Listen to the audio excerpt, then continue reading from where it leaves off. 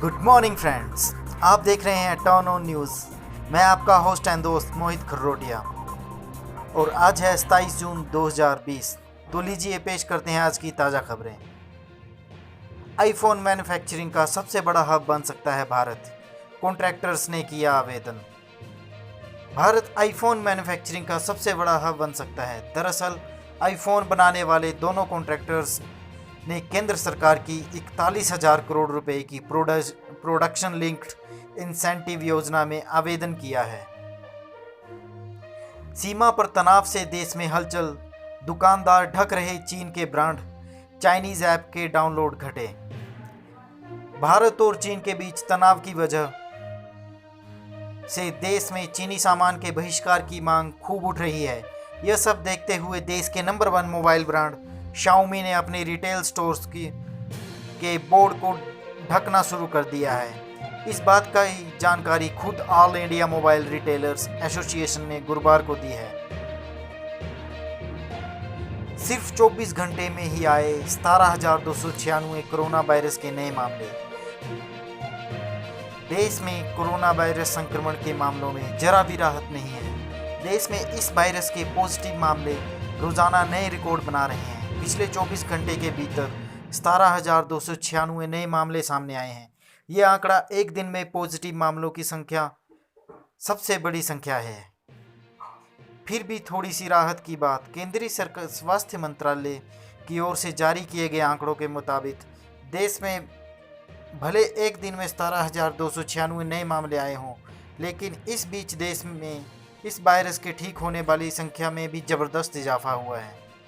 प्राप्त जानकारी के मुताबिक अब देश में ठीक होने वाले की दर बढ़ी है।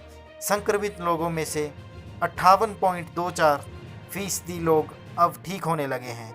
ये राहत की बात है, क्योंकि हफ्ते भर पहले तक कोरोना वायरस से स्वस्थ होने वालों की दर लगभग 50% के आसपास थी। कोरोना के इलाज में मिल सकती है बड़ी कामयाबी। वैज्ञानिकों ने पहचाने 6 संभावित चिकित्सक लक्ष्य। कोरोना वायरस संक्रमण के लिए अभी तक कोई दवा या वैक्सीन ईजाद नहीं हो पाई है। मरीजों को ठीक करने के लिए अभी तक वैकल्पिक दवाइयों का इस्तेमाल ही किया जा रहा है। इस बीच गंभीर रूप से बीमार कोविड-19 मरीजों के कोरोना वायरस के प्रति रोग प्रतिरक्षा प्रतिक्रिया का आकलन कर वैज्ञानिकों ने 6 अणुओं के अनोखे पैटर्न की पहचान की है। इस पैटर्न का इस्तेमाल कर बीमारी के लिए चिकित्सकीय लक्ष्यों के रूप में किया जा सकता है। दुनिया भर में अब तक 4,92,085 लोग कोरोना वायरस की संक्रमण में के चपेट में आकर अपनी जान गंवा चुके हैं। ऐसे में प्राथमिकता यह है कि इस संक्रमण से होने वाली मौतों को रोका जाए, क्योंकि अब तक वैक्सीन तैयार नहीं हो जाती, तब तक इस वायरस के साथ ही हमें जीना होगा।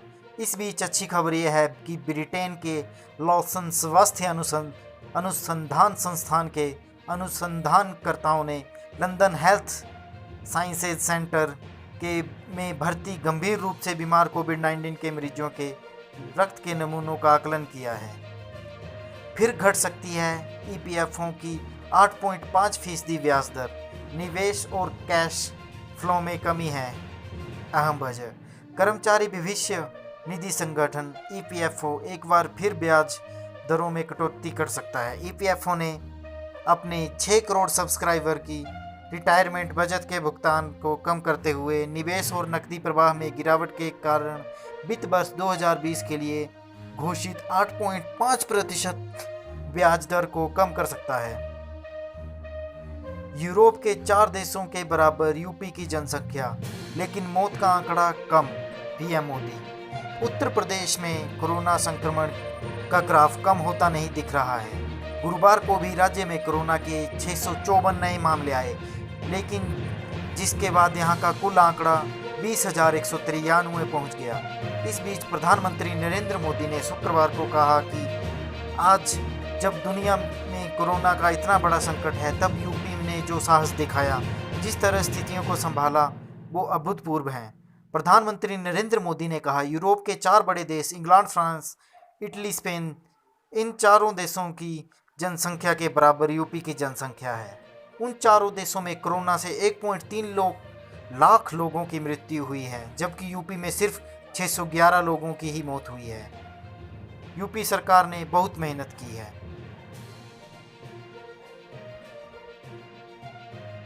हिमाचल में अभी तक सामने आए 13 पॉजिटिव मामले, कुल आंकड़ा पहुंचा 851। हिमाचल प्रदेश में आज कोरोना संक्रमण के 13 नए मामले अभी तक सामने आए हैं।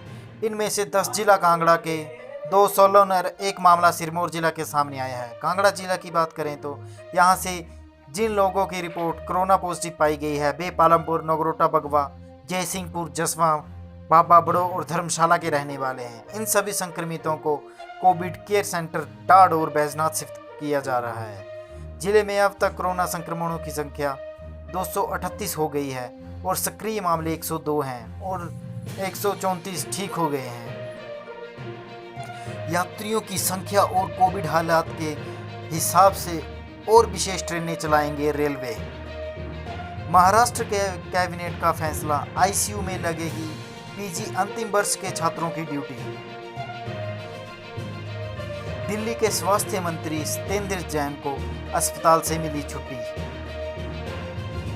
अपनी ही पार्टी में घिरे नेपाल के प्रधानमंत्री ओली, होने लगी इस्तीफे की मांग।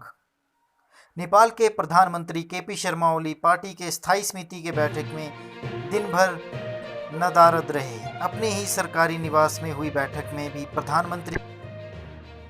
स्कॉटलैंड के ग्लासगो शहर में चाकूबाजी की भयावह घटना, 3 लोगों की मौत। स्कॉटलैंड के ग्लासगो शहर में शुक्रवार को चाकूबाजी की घटना हुई है, जिसमें 3 लोगों की मौत की खबर सामने आ रही है। माना जा रहा है कि पुलिस ने संदिग्ध हमलावर को मार गिराया है।